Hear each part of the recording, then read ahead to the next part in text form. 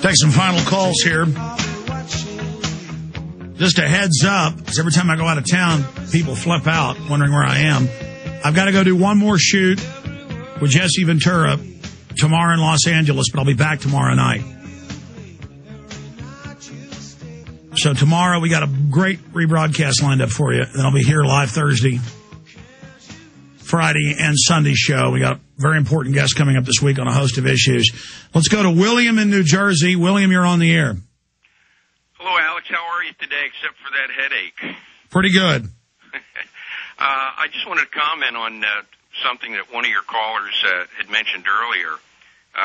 He said that he had been involved in an overseas ministry and was surprised and disappointed when he came back to the States to see the level of apathy in the churches concerning church promotion of the war, the typical religious right spiel that comes from most churches. You know, the reason for that is really it's so blatantly obvious.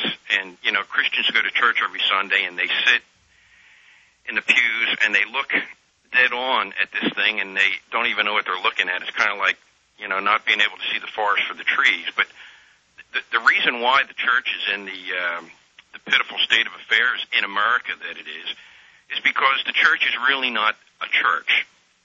It's a corporate entity. It is a corporate entity that has entered into an unholy alliance. It's 501c3, and they did it just like they do with the vaccines.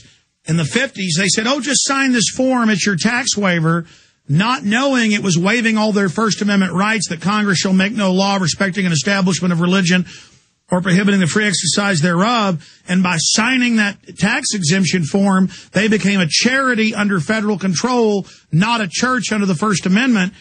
And it's now the same thing with the premises ID and animal ID waiving rights to your property.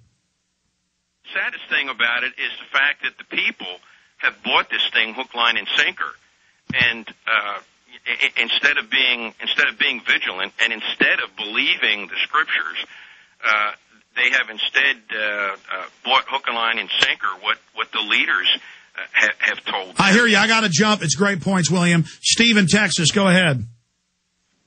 Yeah, good afternoon, Alex. I called to talk about a few weeks ago. You had Dr. Sherry Tenpenny on, and then you had to break because you had your crew calling in from the fiasco there in Pittsburgh. And Dr. Tenpenny asked you a question. You were talking about the flu. What can we do, Alex? I wanted to give some pointers about that.